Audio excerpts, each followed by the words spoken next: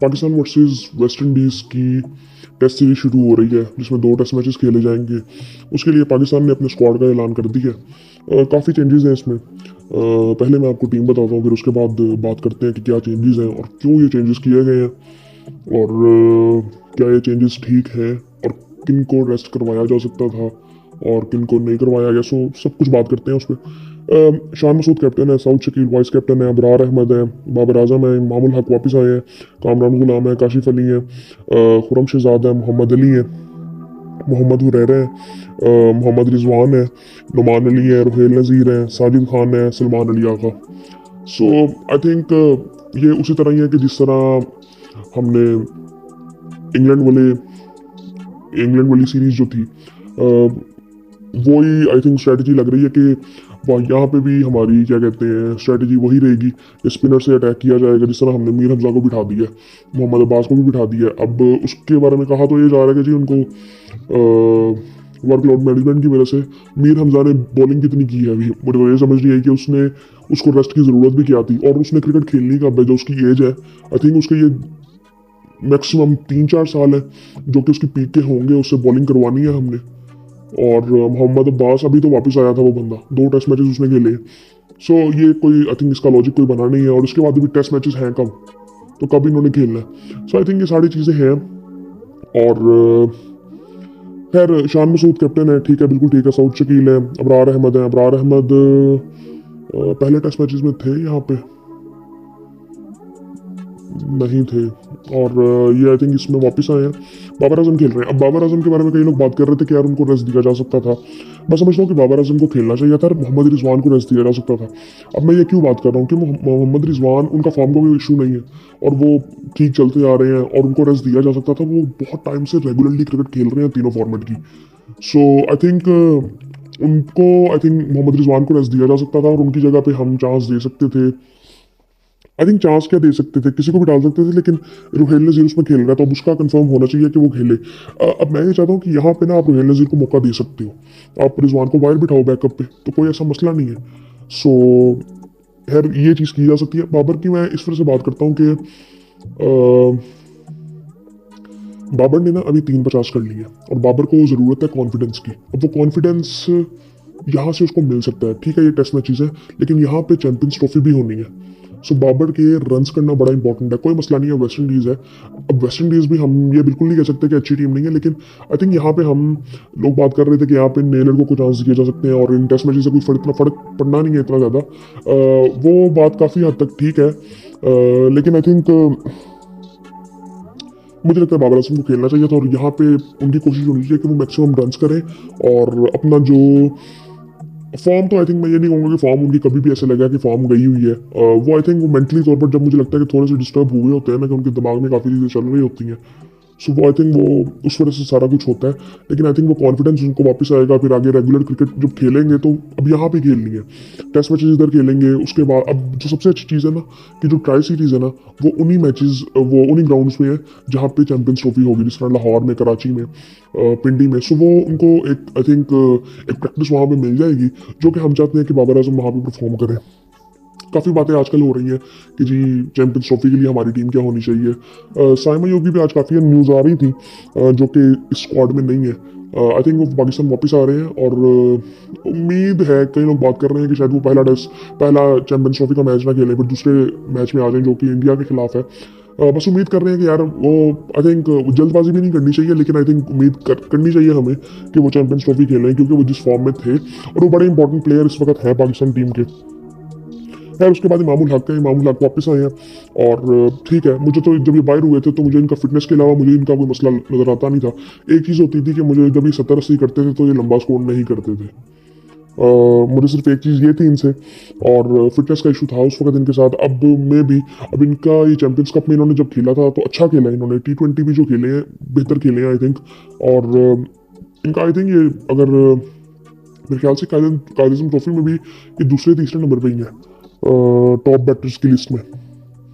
उसके बाद कामरान गुलाम है, बिल्कुल इनको होना चाहिए था, इनको क्रिकेट खेलनी चाहिए रेगुलरली। काशिफ अली इसमें आए हैं। अब ये काशिफ अली जो है, मैं अगर इनका थोड़ा सा देखूं कि कौन है ये, मैंने नाम तो इनका सुना हुआ है, और मिडिल ऑर्डर बैटर हैं और लेग ब्रेक बॉलिंग करते हैं। और इनका अगर देखें तो इन्होंने आई थिंक डेब्यू करना है। सो इनका अगर थोड़ा सा रिकॉर्ड देखें तो 20 मैचेस खेले हैं और फर्स्ट क्लास के 34 इनिंग्स है और उसमें 133 इनका हाईएस्ट स्कोर है। एवरेज इनकी 34 की है और स्ट्राइक रेट जो है वो तकरीबन 61 का है। 200 है, 850 है। और इसके अलावा अगर इनका लिस्ट ए देखें तो 13 मैचेस हैं, 550 रन है, 50 की एवरेज है और स्ट्राइक रेट 119 का है। हाईएस्ट 114 है इसमें। T20 एज अगर देखें तो 29 मैचों में इन्होंने 29 मैचेस खेले हैं, 26 इनिंग्स है, 534 रन है। हाईएस्ट इनका 69 है, 24 की एवरेज है। सो आई थिंक और बॉलिंग की अगर बात करें तो 20 मैचेस हैं फर्स्ट क्लास के, उसमें 3 आउट किए। मतलब बॉलर नहीं है ये, मतलब बैटर ही होंगे। सो आई थिंक ठीक है, इनको मौका दिया जा रहा है, देखेंगे कैसे हैं ये। मैंने इनको मैं भी देखा भी हो, मेरे जहन में इस वक्त ये नहीं है। लेकिन आई थिंक उसके बाद अगर बात करें तो खुरम शहजाद है। अब खुरम रिसेंटली अगर देखें तो खुरम शहजाद भी इस टूर पर आई थिंक वापस आए थे। हाँ, अब वो 2 मैचेस वो खेले हैं। मीर हमजा एक मैच खेला तो मीर हमजा का वर्कलोड मैनेजमेंट का मसला हो गया, लेकिन खुरम शहजाद का नहीं हुआ। अब्बास का हो गया, खुरम शहजाद का नहीं हुआ। तो ये कोई इतनी सेंस बनती नहीं है। लेकिन खुरम शहजाद की एज का भी कोई इतना इशू, लेकिन वो कोई लॉजिक बनता नहीं है वर्कलोड का इस पे। आई थिंक अभी 2 मैचेस कितने मैचेस खेल लिए हैं यार, और वहाँ पे कौन सी ऐसी कंडीशंस थी कि गर्मी इतनी ज़्यादा थी। और उसके बाद मोहम्मद अली को वापस लाया गया। अब मोहम्मद अली वापस आए हैं तो आई थिंक वो ना एक छोटी सी ना एक चीज़ समझनी चाहिए। हमारे पीसीबी जो क्रिकेट बोर्ड है उनको एक छोटी सी चीज़ समझनी चाहिए कि जब आप प्लेयर को निकालते हैं लाते हैं ना, तो कॉन्फिडेंस का भी थोड़ा सा ध्यान रखना चाहिए कि किसको किस बेस पे निकाल रहे हैं और किस टाइम पे आपको नहीं निकालना। अगर कंडीशंस की बात है, आप कम से कम टीम में तो रखें। जिस तरह अब यहाँ पे साजिद खान है, आपको वहां पे लेके जाना चाहिए था। जिस तरह नुमान अली गए थे, वो वहां पे बाहर बैठते। अगर उनको आपने नहीं खिलाना तो वो स्ट्रेटेजी समझ आती है, आप लेके ही ना जाओ। तो उधर जाके भी हमने कई गलतियां की। मीर हमजा को हमने क्यों नहीं खिलाया, फिर वो कुछ समझ नहीं आई थी बात। तो मोहम्मद अली इसमें वापस आए हैं। अब मोहम्मद अली को मैं चाहता हूँ कि वो उनको वाइट बॉल में डालना चाहिए। स्पेशली वाइट बॉल में वो उनकी परफॉर्मेंसेज बहुत ज़बरदस्त हैं। और मोहम्मद जो रह रहा है अभी, ये भी पहले भी आई थिंक स्क्वाड में तो थे और ये खेले नहीं थे इंग्लैंड के खिलाफ भी। लेकिन आई थिंक अच्छी बात है वापस आए और उनको मौका मिलना चाहिए। आई थिंक मौका दे देना चाहिए अब इनको। और उसके बाद अगर देखें तो हुरैरा आए हैं, फिर मोहम्मद रिजवान है। अब मोहम्मद रिजवान को रेस्ट दिया जा सकता था। आई थिंक वो हमने थोड़ी सी ना गलती कर ली है कि मोहम्मद रिजवान को हमें रेस्ट देना चाहिए था यहाँ पे। आप किसी हसीबुल्लाह भी आई थिंक इंजर्ड थे, वो आई थिंक उनको भी कोई इंजरी हुई थी साउथ अफ्रीका टूर के दौरान। लेकिन आई थिंक हमें रिजवान को यहाँ पे रेस्ट देना चाहिए था। यहाँ पे खिला सकते थे हम किसी और को। मेरा ये मानना है कि हमें ना साइम अयूब के साथ साथ हमें मोहम्मद हारिस पे भी थोड़ा सा फोकस करना चाहिए। उसको भी लंबी क्रिकेट खेल सकता है और आई थिंक उस पर थोड़ा सा हमें फोकस करना चाहिए।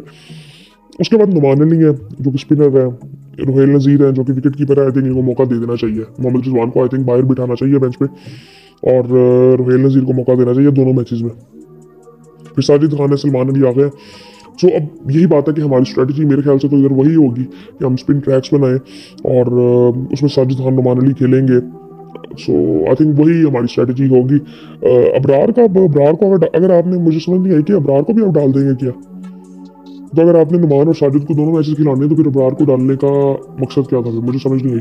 मेरा ये मानना है कि अबरार को वाइट बॉल खेलनी चाहिए क्रिकेट, उस पर फोकस करना चाहिए।